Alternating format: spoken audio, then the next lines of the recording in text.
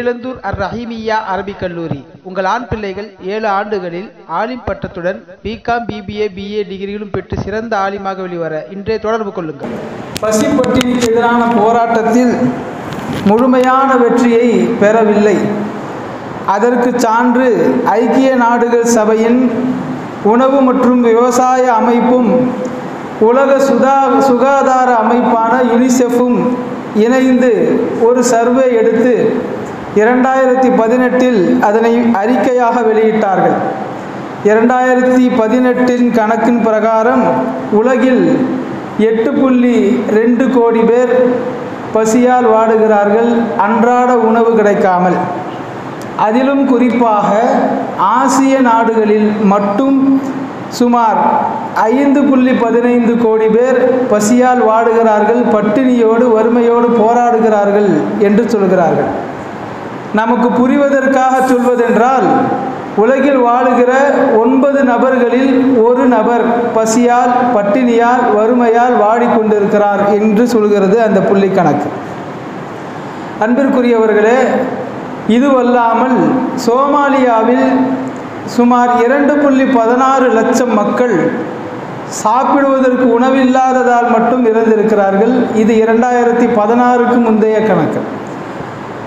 உலகெங்கிலும் வாழக்கூடிய மக்கள் பணக்கார நாடுகளில் வாழ்பவர்களை கழித்துவிட்டு பார்த்தால், பொருளாதாரம் நலிவடைந்த அல்லது பெரிதாக முன்னேற்றம் பெறாத நாடுகளில் வசிக்கக்கூடிய மக்கள் இன்றைக்கும் வறுமையில் வாடுகிறார்கள். அன்றாட உணவுக்கு, அடுத்த வேலை உணவுக்கே சிரமப்படும் நிலையில் வாழுகிறார்கள் என்று பல கவலையான புள்ளி விவரங்கள் நமக்கு தகவல் தெரிவிக்கின்றன.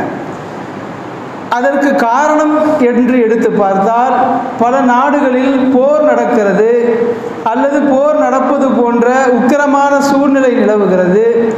சில நாடுகளில் அரசியல் ஆளுமைகள் சரியில்லாததால், ஆள்பவர்களுக்கு சரியான ஆளுமை திறன் இல்லாததால் இந்த பிரச்சனைகள் எல்லாம் ஏற்படுகிறது.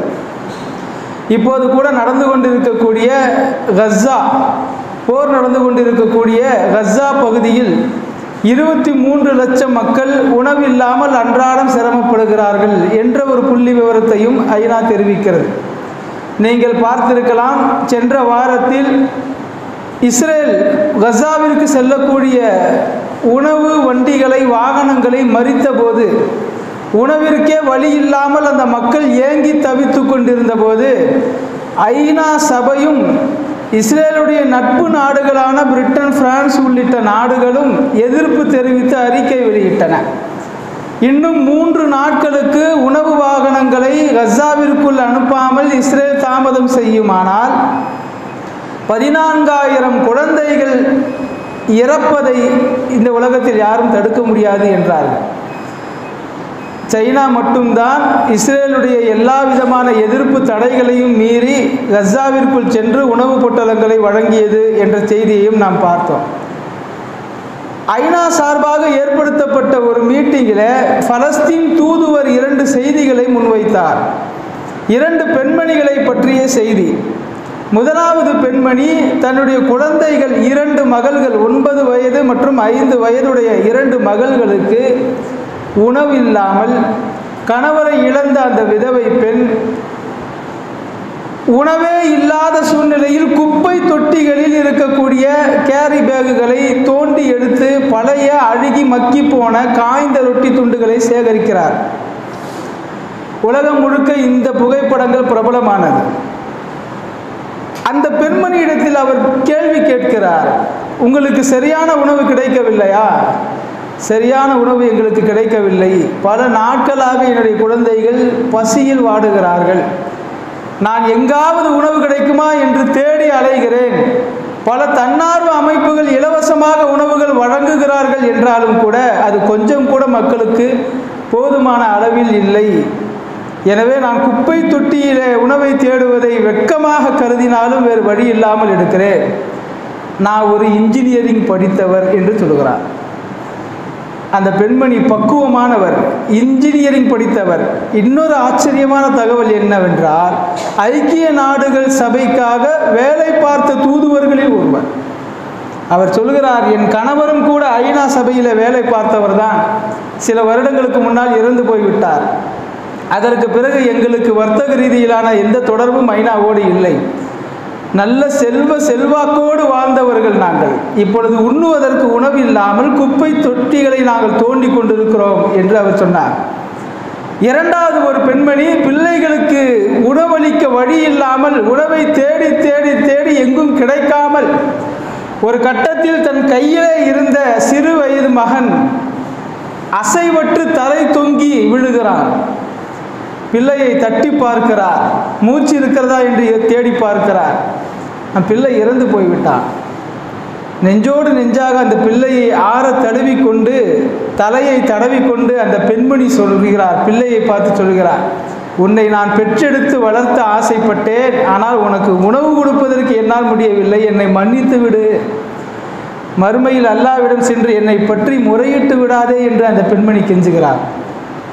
இந்த இரண்டு சம்பவங்களையும் சொல்லிவிட்டு பலஸ்தீன் தூதுவர் ஐக்கிய நாடு சபையில் சொல்லுகிறார், போர் நிறுத்தம் ஏற்பட்டு அங்கே இருப்பவர்களுக்கு சரியான உணவுகளை வழங்காவிட்டால் இன்னும் பல லட்ச சாவுகளை இந்த உலகம் சந்திக்கத்தான் போகிறது என்று தன் வருத்தத்தை அவர் அங்கே வெளிப்படுத்துகிறார். அன்பிற்குரியவர்களே, ஒரு பக்கம் பசி பட்டினியை போக்குவதற்காக உலகம் முயற்சி செய்து கொண்டிருக்கிறது. ஆனால் இன்னொரு புறம் அந்த பசிப்பட்டினியை உருவாக்கக்கூடியவர்களாக சில நாட்டை சார்ந்தவர்கள் இருக்கிறார்கள். இந்த உலகத்தின் தொழில்நுட்ப வளர்ச்சிகள் இவ்வளவு தூரம் வளர்ந்துவிட்ட பிறகும் நாகரீகத்தின் உச்சியில் மனிதன் இருக்கிறான் என்று தன்னை தம்பட்டம் அடித்துக் கொள்ளக்கூடிய இந்த நேரத்திலும் பட்டினியால் மரணித்து போகிற உயிர்களை காப்பாற்றக்கூடிய திட்டங்கள் இந்த உலகத்தில் சரியாக இல்லை. இந்த நிலையை கண்மணி நாயகம் ஸல்லல்லாஹு அலைஹி வஸல்லம் அவர்கள் வாழ்ந்த காலத்தோடு ஒப்பிட்டு பார்க்கையில் அது எவ்வளவு பெரிய பொற்காலம் என்பது நமக்கு விளங்கும். பெருமானார் ஸல்லல்லாஹு அலைஹி வஸல்லம் அவர்கள் இந்த உலகத்தில் வறுமையை போக்க பசி பட்டினியை தீர்க்க 4 திட்டங்களை அறிமுகப்படுத்தினார்கள். முதலாவது சதக்கா. நாம் கஷ்டப்பட்டு உழைத்து சம்பாதிக்கிற காசு பணங்களை அடுத்தவர்களுக்கு தன்னலம் இல்லாமல் செலவு செய்வது. ஒரு மனிதன் கஷ்டப்பட்டு உழைத்து சம்பாதிக்கிற காசு பணத்தை அவனுக்கு செலவு செய்து கொள்ள அவன் யோசிக்க மாட்டான், அல்லது அவன் குடும்பத்தாருக்கு செலவு செய்ய தயங்க மாட்டான். அடுத்தவர்களுக்கு, அறிமுகம் இல்லாதவர்களுக்கு, ஏழைகளுக்கு நான் கஷ்டப்பட்டு என் நேர காலங்களை, தூக்கத்தை எல்லாம், மகிழ்ச்சியை எல்லாம் நான் வீண் செய்து தியாகம் செய்து சம்பாதித்த காசு பணங்களை எடுத்து கொடுத்து விட வேண்டும் என்றால் எப்படி முடியும்? ஆனால் அப்படிப்பட்ட பின்னணியில் தான் சஹாபாக்களை கண்மணி நாயகம் ஸல்லல்லாஹு அலைஹி வஸல்லம் அவர்கள் உருவாக்கினார்கள். இந்த உலகத்தில் வறுமையை இல்லாமல் ஆக்குவதற்கு இஸ்லாம் போட்ட முதல் திட்டம் தான் சதக்கா, தான தர்மங்கள். அடுத்தவர்களுக்காக நீங்கள் செலவு செய்ய வேண்டும். எல்லா சமயங்களும் மனிதநேயத்தை விரும்புகிற எல்லோரும் இதை சொல்லுவார்கள், அடுத்தவர்களுக்கு உதவுங்கள். ஆனால் இஸ்லாம் எவ்வளவு தூரம் நமது கொள்கையில் புகுந்து இதை வலியுறுத்துகிறது என்றால், பெருமானார் ஸல்லல்லாஹு அலைஹி வஸல்லம் அவர்கள் சொல்லுகிறார்கள், லா யுமினு அஹதுக்கும் ஹத்தா யுஹிப்ப லி அஹீஹி மா யுஹிப்பு லி நஃப்ஸிஹி. உங்கள் சகோதரனுக்கு உங்களுக்கு என்ன பிடிக்குமோ அதை நீங்கள் தியாகம் செய்யாத வரை நீங்கள் பரிபூர்ணமான முஃமினாக ஆக முடியாது என்றார்கள். திருக்குர்ஆனிலே அல்லாஹ்வும் அதை வலியுறுத்துகிறான். லன் தனாலுல் பிர்ர ஹத்தா துன்ஃபிகு மிம்மா துஹிப்பூன். நீங்கள் எதை அதிகபட்சமாக நேசிக்கிறீர்களோ அதை அடுத்தவர்களுக்கு நீங்கள் செலவு செய்யாத வரை நீங்கள் நல்ல நிலையை ஈமானில் அடைய முடியாது என்று அல்லாஹ் சொல்கிறான். பல ஆச்சரியமான செய்திகளை இந்த இஸ்லாத்தில் நீங்கள் காண முடியும். ஒரு சஹாபி வந்தார், பெருமானார் ஸல்லல்லாஹு அலைஹி வஸல்லம் அவர்களிடத்தில் கேட்டார், நல்ல காரியங்களிலேயே அல்லாஹ்விற்கு ரொம்ப பிடித்தது எது? பெருமானார் ஸல்லல்லாஹு அலைஹி வஸல்லம் 2 காரியங்களை சொன்னார்கள். ஒன்று, நீ அடுத்தவர்களுக்கு உணவளிப்பது. இரண்டாவது, அடுத்தவர்களுக்கு நீ சலாம் சொல்வது என்றார். இஸ்லாத்தை கற்றுக்கொள்ளக்கூடிய ஆர்வத்தோடு வந்து கேட்கக்கூடிய ஒரு நபர், இஸ்லாத்தில் ஆக சிறந்த அமல், அதனை நான் செய்தால் அல்லாஹ்வின் நெருக்கத்தை அதிகமாக பெற முடியும், அப்படிப்பட்ட அமலை சொல்லித்தாருங்கள் என்று சொன்னபோது, இரவு முழுக்க நின்று வணங்கு என்று பெருமானார் சொல்லியிருக்கலாம், அல்லது மாதத்திற்கு 15 நாட்கள் நோன்பு வை என்று அல்லாஹ் சொல்லியிருக்கலாம், அல்லது நீ விரும்பியபடி உன் காசு பணங்களை எல்லாம் செலவு செய் என்று சொல்லியிருக்கலாம். ஆனால் பெருமானார் ஸல்லல்லாஹு அலைஹி வஸல்லம் அவர்கள் சொன்னது ஏழைகளுக்கு உணவளிப்பது. இரண்டாவது சலாம் சொல்வது. ஒரு முஸ்லிம் அடுத்தவர்களுக்கு இந்த இரண்டை விட சிறந்த நலவு செய்யவே முடியாது. அடுத்தவர் பசியால் வாடுகிறார், நீங்கள் அவருக்கு உணவளியுங்கள். அதை விட அவருக்கு தேவையானது அந்த நேரத்தில் எதுவுமே கிடையாது. நல்ல பசியோடு ஒருத்தர் உங்களிடத்தில் உதவி கேட்கிறார், அவரை உட்கார வச்சு இஸ்லாத்தை பற்றி போதிக்கலாமா? அல்லாஹ் ஒருவன் தான், அல்லாஹ்வை மட்டும்தான் ஏற்றுக்கொள்ள வேண்டும், பெருமானார் ஸல்லல்லாஹு அலைஹி வஸல்லம் இறுதி தூதராக இருக்கிறார்கள், இதையெல்லாம் சொல்லிக்கிட்டு இருந்தா இது சிறந்த வார்த்தைகள் தான், அடுத்தவர்களிடத்தில் நாம் பேச வேண்டிய வார்த்தைகள் தான். ஆனால் அதை செவிக்குள் போகுமே தவிர உள்ளத்திற்குள் இறங்காது. காரணம், அவருடைய வயிறு காலியாக இருக்கிறது. அவர் எதிர்பார்ப்பது உங்களிடத்தில் உணவைத்தானே ஒழிய உங்களுடைய பயானை கிடையாது. பெருமானார் நினைத்திருந்தால் சொல்லி இருக்கலாம். ஆனால் அடுத்த முஸ்லிம்களுக்கு நீங்கள் உணவு வழங்குவது, இன்னமும் சொல்வதானால் முஸ்லிம்கள் என்று கூட தெளிவாக வரவில்லை, அடுத்த மனிதர்களுக்கு, அவர்கள் முஸ்லிம் அல்லாதவர்களாக இருந்தாலும் சரி, ஒரு மனிதன் அடுத்தவர்களுக்கு செய்யக்கூடிய நலவுகளில் ஆகச் சிறந்தது முதலாவது உணவு வழங்குதல், இரண்டாவது அவருக்கு சலாம் சொல்லுதல் என்று சொன்னார். உலகிலேயே மிக குறைந்த செலவு சலாம் சொல்லக்கூடிய 2-3 வார்த்தைகள், சலாம் சொல்வதற்கு 2-3 வினாடிகள்.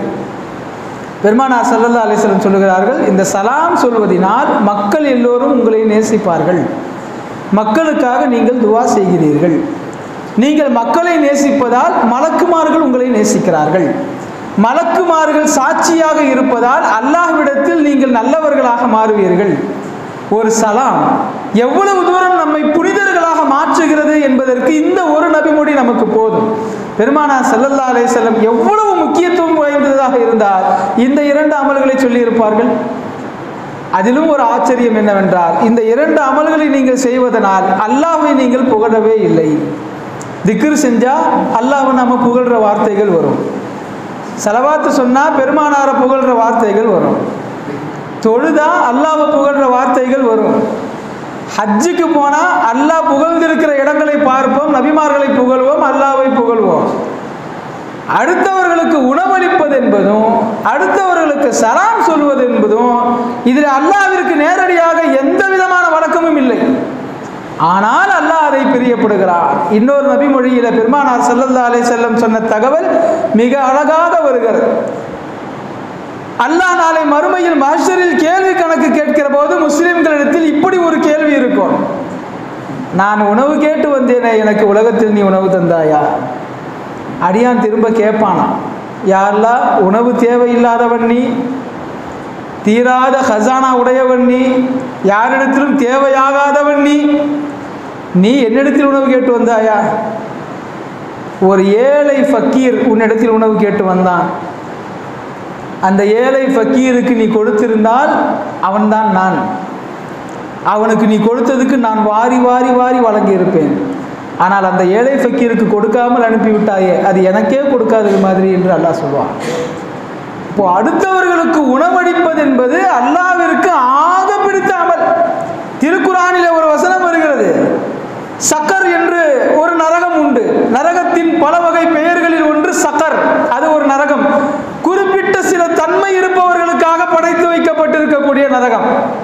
எப்படி நோன்பு வைப்பவர்களுக்காக சொர்க்கத்தில் ரையான் என்கிற வாசல் அப்படி இருக்குன்னு சொல்றோம்ல, ஜன்னத்துல் ஃபிர்தௌஸ் இருக்கு, ஜன்னத்துல் நஈம் இருக்கு, சொர்க்கத்தில் 8 பெயர் கொண்ட சொர்க்கங்கள் இருக்கு, ஒவ்வொருவரும் அவரவர் அந்தஸ்துக்கேற்ப போவார்கள் என்று சொல்லுகிறோமோ, அதே போல நரகத்திலேயும் 7 அந்தஸ்துகள் இருக்கின்றன.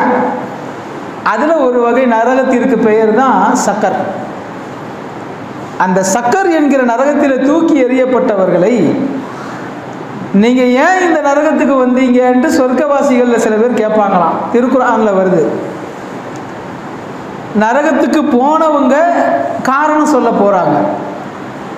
நரகத்துக்கு போற அளவுக்கு அவன் பாவியா இருந்தா என்ன பாவம் செஞ்சிருப்பான்?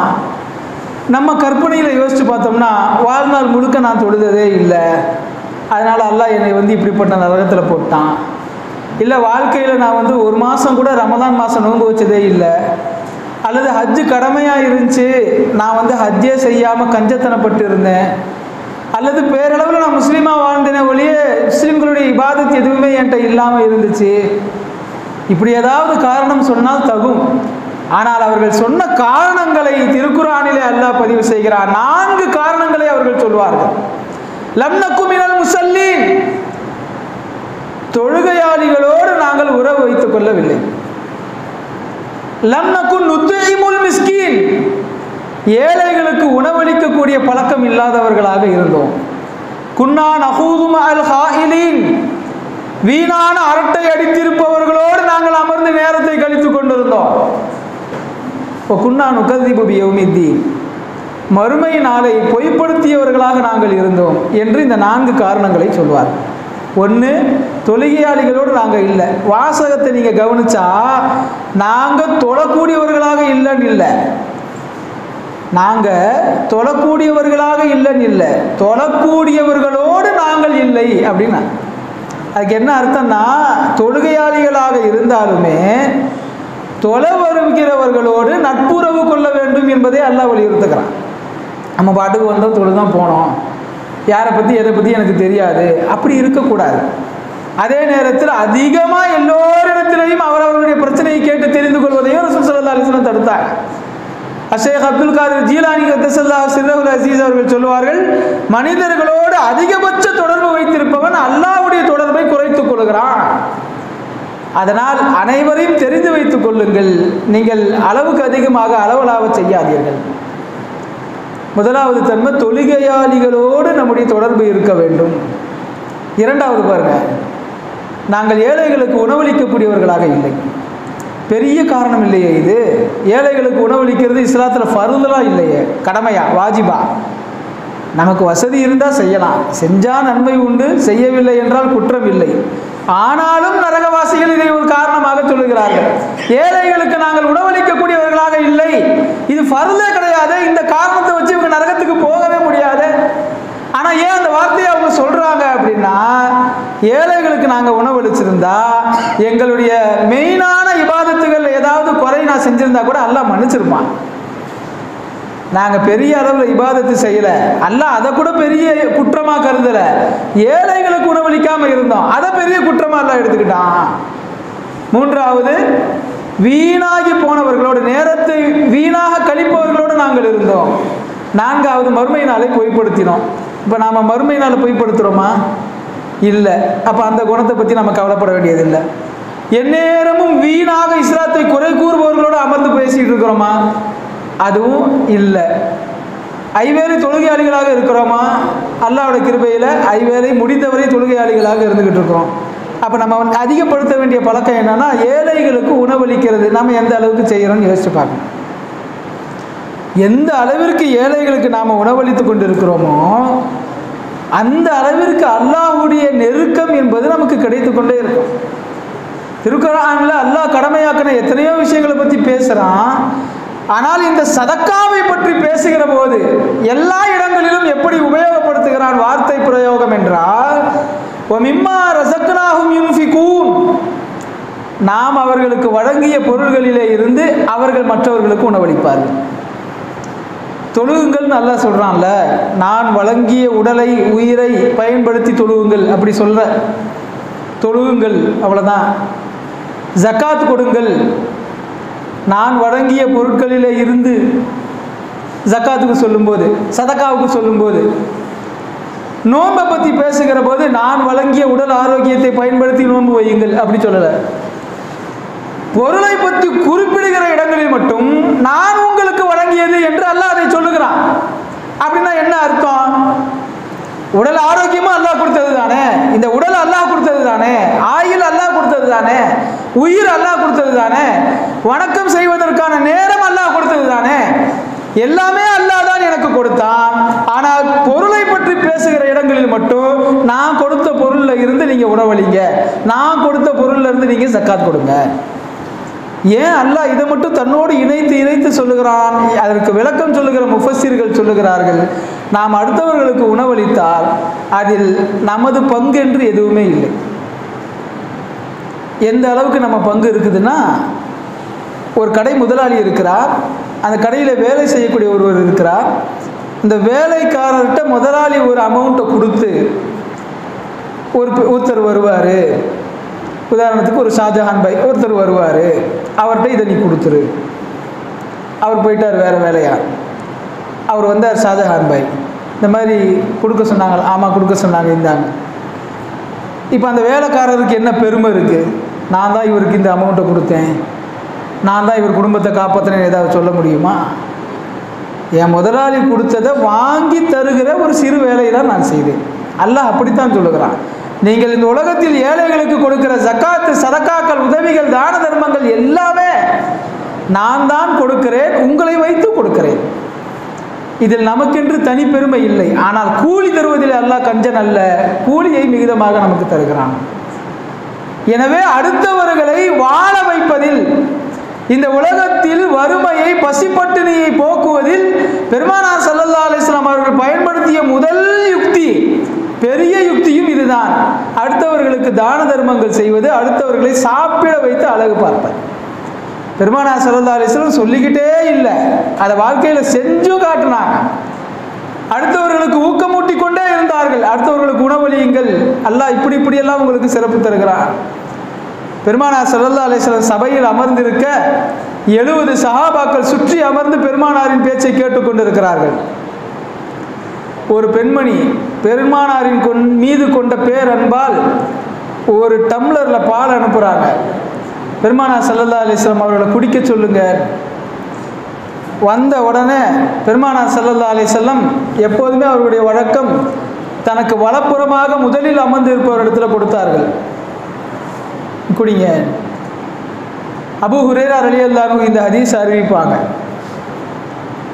அபூ ஹுரைரா ரலியல்லாஹு அன்ஹு தான் அந்த பாலை வாங்கிட்டு வர்றாங்க. அவங்க சொல்றாங்க, நான் கடும் பசியில் இருந்தேன். அந்த பெண்மணியின் இடத்தில் அந்த பாலை கொடுத்து பெருமானார் இடத்தில் கொடுத்து விடுங்கள் என்று சொன்னபோது என் எண்ண ஓட்டம் எப்படி இருந்தது என்றால், பெருமானாரிடத்தில் எப்பொழுது எதை நாம் சென்று கொடுத்தாலும் நீங்களே வச்சுக்கங்கன்னு சொல்லக்கூடிய பழக்கம் உள்ளவங்க. நாமளோ கடும் பசியில் இருக்கிறோம். இப்போ போய் பெருமானார்கிட்ட கொடுத்த உடனே நீங்கள் குடிங்கன்னு சொல்லிட்டாங்கன்னா அதை விட வேறு என்ன வேணும் கடும் பசியில் இருக்கிறவனுக்கு? பெருமானார் இடத்துல சென்று கொடுத்து, பெருமானார் இடத்துல இருந்து வாங்கி வலதுபுறமாக முதல் ஆளாக உட்கார்ந்திருந்த ஹஸரத் அபூபக்கர் ரலியல்லாஹு அன்ஹு அவங்ககிட்ட கொடுத்துட்டாங்க. எனக்கு கவலையாக போச்சு. நமக்கே வரும்னு நினச்சோம், அபூபக்கர் ரலியல்லாஹு அன்ஹு கொடுத்துட்டாங்களே. அபூபக்கர் ரலியல்லாஹு அன்ஹு குடித்தார்கள். அடுத்த ஆள்கிட்ட கொடுங்கன்னாங்க. அடுத்த ஆள் குடித்தார்கள். ஒவ்வொரு நபராக கை மாறுகிறது. அபூ ஹுரைரா ரலியல்லாஹு அன்ஹு சொல்வார்கள், நமக்கு ஒரு சொட்டு கூட மிஞ்சாதுன்னு நான் நினச்சி பார்த்துக்கிட்டு இருந்தேன். ஆனால் சுற்றி உள்ள எல்லா நண்பர்களும் அந்த ஒரு டம்ளர் பாலையே குடித்து முடித்தார்கள். பால் குறையவில்லை, எல்லோருடைய பசியும் முடிந்தது. இறுதியாக பெருமானார் ஸல்லல்லாஹு அலைஹி வஸல்லம் அவர்கள் என்னிடத்தில் கொடுத்து, அபூ ஹுரைரா குடியுங்கள் என்றார்கள். நான் குடித்தேன். என்னால் எவ்வளவு முடியுமோ அவ்வளவு குடித்தேன். திரும்ப நீட்டினேன். அபூ ஹுரைரா திரும்ப குடி என்றார்கள். இரண்டாவதும் குடித்தேன். திரும்ப கொடுத்தேன். அபூ ஹுரைரா மீண்டும் குடியுங்கள் என்றார்கள். இதற்கு மேல் குடிக்க என்னால் முடியாது என்று என் வயிறு நிரம்புகிற அளவுக்கு குடித்துவிட்டு பெருமானார் ஸல்லல்லாஹு அலைஹி வஸல்லம் இடத்தில் கொடுத்தேன். அந்த பால் அதே அளவிற்கு இருந்தது. இதில் 2 படிப்பினைகள் நமக்கு இருக்கின்றன. ஒன்று, பெருமானார் ஸல்லல்லாஹு அலைஹி வஸல்லம் அவங்களும் பசியில் தான் இருந்தாங்க. அந்த நேரத்திலும் அடுத்தவர்களுக்கு உணவு வழங்குதல், அடுத்தவர்களுக்கு பசியாற்றி அதில் மகிழ்ச்சி அடைதல் பெருமானார் ஸல்லல்லாஹு அலைஹி வஸல்லம் அவர்களுடைய உயர்ந்த குணங்களில் ஒன்றாக இருந்தது. இன்னொன்று, ஒருவருக்கொருவர் மனதார விட்டு கொடுக்கிற போது அல்லாஹ் அந்த உணவில் பரக்கத் வைப்பான். நாம் பல நேரங்களில் கவலைப்படுவோம், உணவு பத்தாமல் போயிருவே. என்னப்படி தான் நமக்கு வாழ்க்கையில் நடக்கும். ஹஸரத் ஜாபிர் ரலியல்லாஹு அன்ஹு ஹந்தக் போர் குழி வெட்டி கொண்டிருந்த நேரம், எல்லோரும் கடும் பசியிலே வயிற்றிலே கல்லை கட்டி கொண்டு குழி தோண்டினார்கள் என்று வருமே. அந்த சம்பவத்தில் ஜாபிர் ரலியல்லாஹு அன்ஹு பெருமானாரின் நிலையை பார்த்துவிட்டு தன் மனைவியிடத்தில் சென்று சொன்னார், ஏதாவது சமையல் செய், பெருமானாருக்கு கொடுத்தே ஆகணும். 2 கல் கட்டி இருக்கிறாங்க. ஒரே ஒரு சின்ன ஆட்டுக்குட்டி இருந்தது, அதை அறுத்து சமைத்து விட்டார்கள். ஜாபிர் ரலியல்லாஹு அன்ஹு பெருமானாரிடத்தில் காதை கடிக்கும்படி மெதுவாக சொன்னார்கள், யா ரசூலல்லாஹ், உங்களுக்கு உணவு ஏற்பாடு செய்திருக்கிறேன், வீட்டிற்கு வாருங்கள். கடும் பசியில் இருப்பவர் சைலண்டாக போயிருக்கணும்ல. நாம் அந்த இடத்துல இருந்திருந்தால் அந்த இடத்த விட்டு எப்போ காலியாகிறோன்னே தெரியாமல் போயிருப்போம்.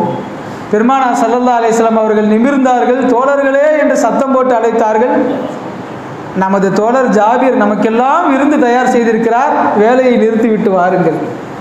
அவருக்கு வயிற்றில் புளியை கரைச்சிருச்சு. நேராக போனார், மனைவி இடத்துல சொன்னார், இந்த மாதிரி எல்லாம் கிளம்பி வர்றாங்க, எல்லா மனைவி மாதிரி தான் அந்த மனைவியும் திட்டினாங்க. இதை சொல்கிறது கூட உங்களுக்கு நாலேஜ் இல்லையா? ஒரு 4 பேர் கூட வராத உணவு போய் பெருமானாரை மட்டும் நீங்கள் காதில் சொல்லி கூட்டுவாங்கன்னா இது கூட உங்களுக்கு தெரியாதா? இல்லை, நான் ரகசியமாக தான் சொன்னேன், பெருமானார் ஸல்லல்லாஹு அலைஹி வஸல்லம் தான் எல்லாத்துக்கும் முன்னாடி சத்தமாக சொல்லிட்டாங்க. சரி, அந்த அம்மா சொன்ன வார்த்தையை கவனிங்க. பெருமானாரே சொன்னாங்களா? ஆமாம். அப்போ என்னமோ இருக்குது, பேசாமல் இருங்க. பெருமானார் ஸல்லல்லாஹு அலைஹி வஸல்லம் வந்தார்கள். அந்த சமையல் ஆக்கி வைக்கப்பட்டிருக்கக்கூடிய பாத்திரத்தை கொஞ்சமாக திறந்தார்கள். தன்னுடைய பாக்கெட்டிலிருந்து எடுத்து எதையோ போடுவது போல செய்கை செய்தார்கள். மூடியை மூடினார்கள். திறந்து பார்க்காமல் நீங்கள் எடுத்து போட்டுக்கொண்டே இருங்கள் என்று சொல்லிவிட்டு சென்று அமர்ந்தார்கள். சஹாபாக்கள் சாப்பிட்றாங்க. ஒவ்வொரு பந்தியாக முடியுது. நம்புவதற்கு சிரமமாக இருக்கும். சுமார் 890 நபர்கள் அங்கே சாப்பிட்றாங்க. 890 நபர்களும் சாப்பிட்டு முடித்ததற்கு பிறகுதான் பெருமானார் ஸல்லல்லாஹு அலைஹி வஸல்லம் அமர்ந்து கொண்டு, ஜாபிர் வாங்க சாப்பிடுவோம் அவங்களை கூப்பிட்றாங்க.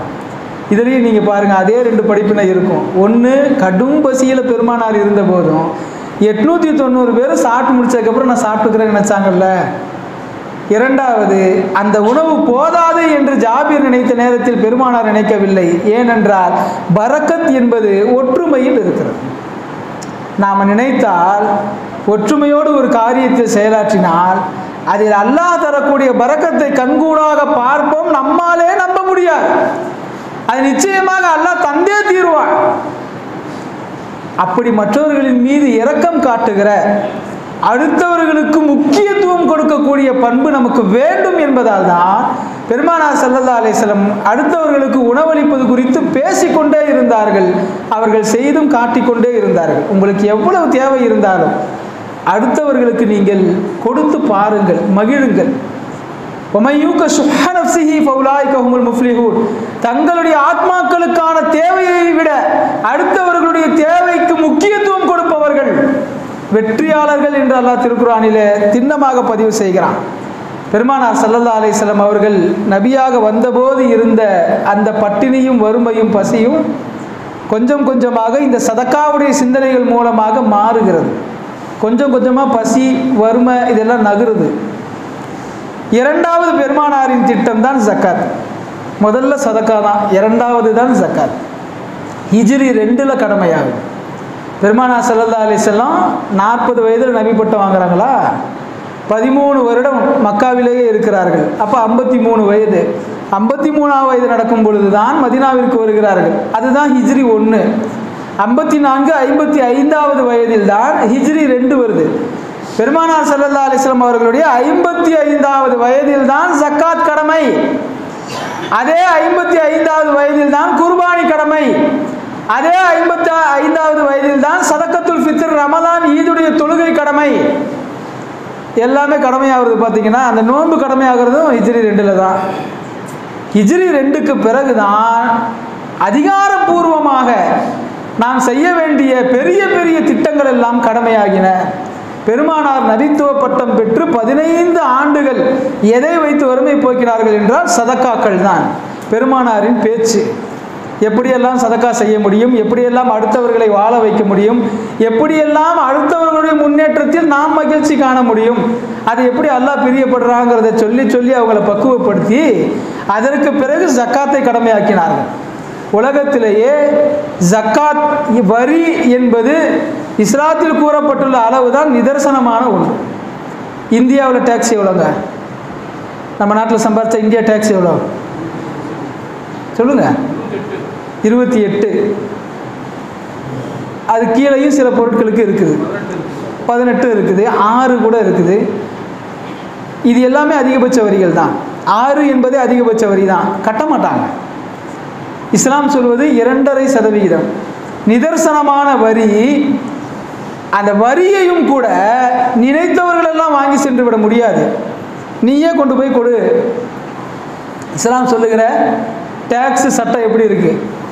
என்னுடைய சொத்தை நானே கணக்கெடுத்து என் கரங்களாலே ஏழைகளுக்கு, அதிலும் என்னுடைய உறவினர்களில் ஏழை இருந்தால் அவர்களுக்கு என் கைகளாலேயே ஒப்படைத்து விட வேண்டும். இது எந்த விதமான திணிப்பும் கிடையாது, எந்த விதமான சிரமமும் கிடையாது. இன்னும் சொல்ல போனால் இப்படி நீங்க டாக்ஸ் கொடுக்கிறது மூலமா உறவுகளும் அன்புகளும் வாழ்க்கையில மகிழ்ச்சியும் அதிகமாகும். ஜக்காத்தை கடமையாக்கினார்கள். இன்னும் கொஞ்சம் வசதி வாய்ப்பு அதிகமாகி கொண்டு போனது. அதுக்கடுத்து குர்பானி கடமையாகுது. குர்பானி ஈதுக்கு அடுத்த நாட்களில் 3 நாட்களில் குர்பானி கொடுத்து அனைவருக்கும் இறைச்சி என்கிற அற்புதமான ஒரு திட்டம். அதற்கு பிறகு ரமதானில சதக்கத்துல் ஃபித்ர், ஈத் அன்றைக்கு யாரும் பசியில் இருந்து விடக்கூடாது அல்லது ரொம்ப ஏழ்மையான உணவுகளை உட்கொள்ளக்கூடாது, எல்லாருமே உயர் ரக உணவு உட்கொள்ளணும். இஸ்லாம் போட்ட இந்த திட்டங்கள் மூலமாக உமர் ரலியல்லாஹு அன்ஹுடைய ஆட்சி காலத்தில் எல்லாம் ஜக்காத்து பெறுபவர்கள் இல்லாத நிலை உருவானது. நமக்கு தெரியும், ஏற்கனவே பல தடவை சொல்லியிருக்கிறோம். உமர் ரலியல்லாஹு அன்ஹுடைய ஆட்சி காலத்தில் ஜக்காத்தை எல்லாம் வாங்கி கொண்டு வந்து குமிச்சு வச்சிருக்கிறாங்க, வாங்குறதுக்கே ஆள் இல்லை.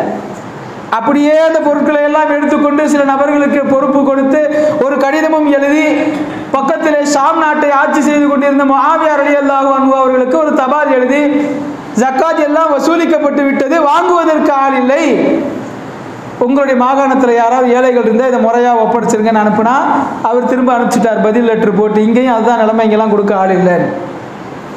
அப்போ இஸ்லாம் செய்த இந்த புரட்சி என்பது வெறும் 30 ஆண்டுகளில் சாத்தியப்பட்டது. பெருமானார் ஸல்லல்லாஹு அலைஹி வஸல்லம் பசி இல்லாத, வறுமை இல்லாத, பட்டினி சாவில்லாத உலகத்தை விட்டு சென்றார்கள். ஆனால் இன்றைக்கு பொருளாதாரம் இல்லாமல் இல்லை, அது ஒரு சாரார் இடத்தில் சாய்ந்து போய்விட்டது. ஒரு குறிப்பிட்ட சாரார் வளர்ந்து கொண்டு செல்கிறார்கள், ஒரு குறிப்பிட்ட சாரார் அப்படி இறங்கிக் கொண்டே செல்கிறார்கள். இந்த பொருளாதாரம், இந்த வியாபாரம், தாராளமயமாக்கல், இதை பற்றியெல்லாம் விரிவாக நாம் பேச வேண்டிய அவசியமே இல்லை. இஸ்லாம் மிகச் சாதாரணமாக சொல்லுகிறது, உங்களுடைய உள்ளத்தில் ஈகையை நீங்கள் வளர்த்து கொள்ளுங்கள், நிச்சயமாக ஏழைகள் இருக்க மாட்டார்கள். எனவே இந்த நேரத்தில் நாம் தெரிந்து கொள்ள சின்ன தகவல்களை நான் சொல்லுகிறேன். அனைவருக்கும் உணவுகள் வழங்கி பார்க்க வேண்டும், அதை இஸ்லாம் விரும்புகிறது. இந்த நேரத்தில் நாம் சாப்பிட்றதை பற்றி சில தகவல் தெரிஞ்சுக்கணும். நாம் எதுக்காக சாப்பிட்றோம்? பசிக்காக சாப்பிட்றோம். இன்றைக்கி பாதிக்கு பாதி பேர் மாறிட்டோம், ருசிக்காக சாப்பிட்றோம். ருசிக்கான உணவு இல்லைன்னாக்கா சரி வேணாம் விடு, நைட் சாப்பிட்டுக்கிறேன் அப்படின்னு சொல்லக்கூடியவர்கள் உருவாகி விட்டோம். இஸ்லாத்தின் பார்வையில் மனிதன் சாப்பிடுவது என்பது எந்த அந்தஸ்துடையது? இஸ்லாத்தின் பார்வையில் மனிதன் சாப்பிட வேண்டும் ஃபர்து. தேவையில்லாமல் அல்லது ருசியாக இல்லை என்ற காரணத்திற்காக ஒருவன் சாப்பிடாமல் இருப்பதை ஷரீஅத் குற்றமாக கருதுகிறது. தொடர்ச்சியாக ஒருவன் சாப்பிடுவதில் அக்கறை இல்லாமல் இருந்தால் அதற்கு பெயர் சிறிய தற்கொலை என்று சொல்கிறது. தூக்கு போட்டுக்கிட்டோம்னா அதுக்கு பேர் தற்கொலையா? என் உயிரை நானே எடுத்துக்கிறது, இது ஷரீஅத்தில் ஹராம். அது ஒரேடியாக நீங்கள் உயிரை மாற்றுக்கிறதுன்னு சொன்னால் கொஞ்சம் கொஞ்சமாக சாப்பிடாமல் இருப்பது, அல்லது சத்தான ஆகாரங்களை சாப்பிடாமல் இருப்பது, அல்லது உடம்புக்கு தீங்கு தரக்கூடிய ஆகாரங்களை எடுத்துக்கொள்வது, இதுவெல்லாம் இஸ்லாத்தின் பார்வையில் பெரும் குற்றம். தற்கொலை அளவிற்கு இல்லை என்றாலும் கூட அதற்கு பெயரே சிறிய தற்கொலை என்று சொல்கிறார்கள். அதற்கு ஆதாரம் திருமறையில் அல்லாஹ் தஆலா சொல்லுகிறான், வலா துல்கூபி ஐதீக்கும் இல தஹலுகா, உங்களுடைய கரங்களை நாசத்தின் பக்கம் நீங்கள் போட்டு விடாதீர்கள். இந்த ஆயத்தை மெயினாக வச்சு தான் எதுவெல்லாம் ஹராமாக்கப்பட்டிருக்கின்றனவோ அந்த வஸ்துக்கள்லாம் நேரடி ஹராம். மது நேரடியாக தடை செய்யப்பட்ட பொருள். ஆனால் அதே நேரத்தில் இந்த குட்கா, இந்த பாக்கெல்லாம் போடுறாங்களே, இது இஸ்லாத்தில் நேரடியாக தடை செய்யப்பட்ட பொருள் அல்ல. ஆனாலும் இந்த வசனம் பிரகாரம் இவை கூடாது. உங்களுடைய உடலின் ஆரோக்கியத்தை இழக்க செய்கிற எந்த பழக்கமும் எந்த உணவுப் பொருட்களும் ஷரீஅத்தில் கூடாது. மது அளவுக்கு ஹராம் இல்லைன்னாலும் அதுவும் தடை செய்யப்பட்ட பொருள் தான். அதற்கு காரணம் உடல் ஆரோக்கியம் என்பது, இந்த உடல் என்பதே அல்லாஹ் நம்ம இடத்துல கொடுத்திருக்கக்கூடிய அமானிதம். உடலை பேணி பாதுகாத்து கொள்ள வேண்டும். பெருமானார் ஸல்லல்லாஹு அலைஹி வஸல்லம் அவர்கள் எவ்வளோ அழகாக சொல்கிறாங்க பாருங்க. அம்ர் இப்னுல் ஆஸ் ரலியல்லாஹு அன்ஹு வந்தார். பெருமானார் ஸல்லல்லாஹு அலைஹி வஸல்லம் அவர்கிட்ட பேசிகிட்டு இருக்கும்போது அவர் நோன்பு வச்சுருக்கேன்னு சொன்னார். அப்போ பெருமானார் கேட்டாங்க, நோன்பு வச்சுருக்கிறீங்களா? சம்பந்தம் இல்லாத நாட்களில் நோன்பு வச்சுருக்கிறீங்க, எதனால் அப்படின்னாங்க. எனக்கு நோன்பின் மீது பிரியம் நாயகமே, நோன்பு வைக்கிறது எனக்கு ரொம்ப பிடிச்சிருக்குது. அப்படியா? எத்தனை நாள் வைக்கிறீங்க மாதத்தில்? எல்லா நாளும் வைக்கிறேன்னார். மார்க்கத்தில் ஒரு ஆண்டில் 5 நாட்கள் நோன்பு வைப்பது தடை செய்யப்பட்டது. அந்த 5 நாட்களை விட்டுட்டு எல்லா நாள்லையுமே நான் நோன்பு வச்சுருக்கிறேன். பெருமானார் ஸல்லல்லாஹு அலைஹி வஸல்லம் சொன்னாங்க, வேணாம், நீங்கள் குறைச்சிக்கங்க. அவர் கேட்டார், அப்படின்னா தாவூத் அலைஹிஸ்ஸலாம் வைத்தது போல ஒரு நாள் விட்டு ஒரு நாள் வைத்து கொள்ளவா, 15 நாள் மாதத்துக்கு? பெருமானார் ஸல்லல்லாஹு அலைஹி வஸல்லம் சொன்னாங்க, வேணாம், இன்னும் குறைச்சிக்கங்க. அப்போ அவர் கேட்டார், நாயகமே நீங்களே சொல்லிடுங்க எத்தனை நாள் வைக்கிறதுன்னு. மாதத்துக்கு 3 நாள் மட்டும் வைங்க. ஐயாமு தஷ்ரீக் என்று சொல்லப்படுகிற பிறை 11, 12, 13 இந்த நாட்களில் மட்டும் நீங்கள் வைத்துக் கொள்ளுங்கள். காரணம் பெருமானார் ஸல்லல்லாஹு அலைஹி வஸல்லம் சொன்னார்கள், இன்னலி ஐனைக ஹக்கும், உன் கண்களுக்கு நீ செய்ய வேண்டிய கடமைகள் இருக்கின்றது. இன்னலி பதனிக அலைக ஹக்குன், உன் உடலுக்கு நீ செய்ய வேண்டிய கடமைகள் இருக்கிறது. நம்முடைய உடலை விட இபாதத்து முக்கியம் இல்லையா? பெருமானார் சொன்னார்கள், இபாதத்தை விட உன்னுடைய உடல் முக்கியம். அல்லாஹ் கடமையாக்கியவற்றில் நீங்கள் சமரசம் செய்து கொள்ளாதீர்கள். அதே நேரத்தில் சுன்னத்தான நஃபிலான அமல்களை செய்வதில் உடம்பை கெடுத்துக்கிட்டு நீங்க அமல்கள் செய்யாதீங்க. அல்லாஹ்வே பெருமானாருக்கு சொன்னது தானே, யா அய்யுல் முஸம்மில், போர்வை போர்த்தி இருப்பவரே, இரவு முழுக்க நின்று வணங்குகிறீர்கள், வேண்டாம், பாதி இரவு வணங்குங்கள், அல்லது 3ஆக பிரித்து இரவில் ஒரு பகுதியை மட்டும் வணங்குங்கள், மீதி நேரம் தூங்குங்கள் என்றார் அல்லாஹ். அப்போ நம்ம உடலை பேணி பாதுகாத்துக்கிறது நமக்கு ஃபரது. எனவே நாம் நன்றாக சாப்பிட வேண்டும், உயர் ரகமான சுத்தமான உணவுகளை சாப்பிட வேண்டும், ஹலால் பார்த்து சாப்பிட வேண்டும், ஹராமான பொருட்களை தவிர்த்து கொள்ள வேண்டும். இவை அனைத்தையும் அடுத்தவர்களுக்கு நாம் உணவளிக்கிற போதும் கவனிக்க வேண்டும். எல்லாம் வல்ல அல்லாஹ் சிறந்த உணவுகளை உண்டு அடுத்தவர்களை உண்ண வைத்து மகிழ்கிற நல்ல கூட்டத்தில் நம் அனைவரையும் ஆக்கி அருள் புரிவானாக. ஆமீன். வாஹிரு தஅவானா அல்ஹம்துலில்லாஹி ரப்பில் ஆலமீன்.